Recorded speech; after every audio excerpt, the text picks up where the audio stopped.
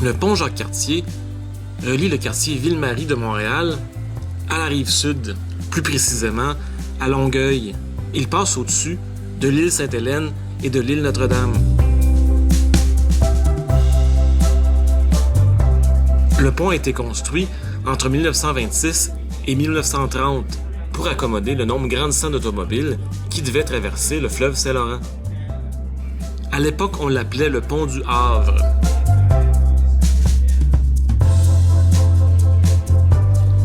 Et pour sa construction, on a dû exproprier et détruire plusieurs maisons du secteur du Faubourg Ramlas à Montréal.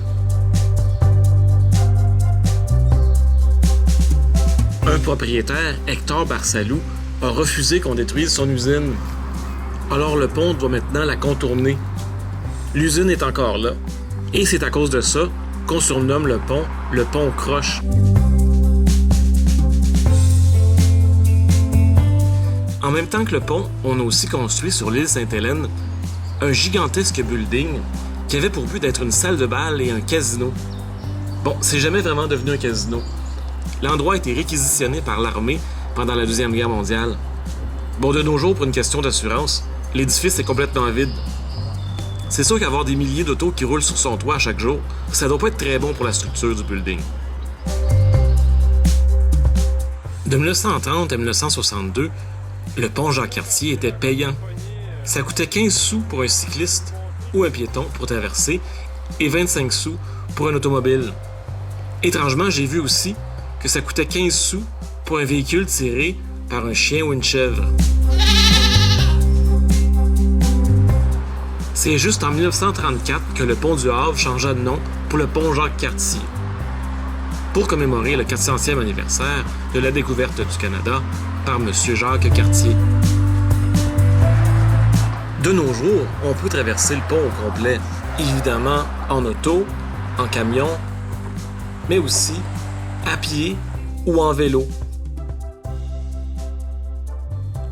Il y a aussi, au milieu du fleuve, un observatoire où on peut s'arrêter.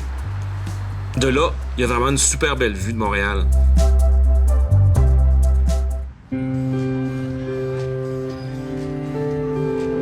Le pont Jacques-Cartier a malheureusement été longtemps reconnu comme un des ponts où on se suicidait le plus.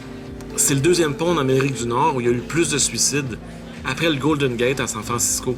C'est pour ça qu'en 2004, on a fait cette grande clôture. C'est vraiment rendu plus difficile de se lancer en bas du pont.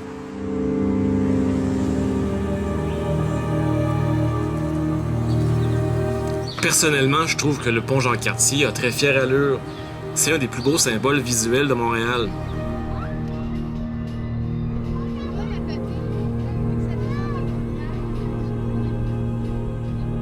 On le voit d'un peu partout, de la ronde ou du village du pied du courant.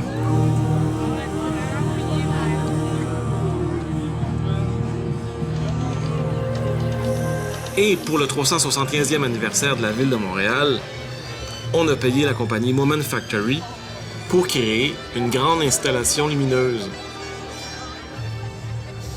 Quand on y ajoute des feux d'artifice, ça fait vraiment un spectacle grandiose.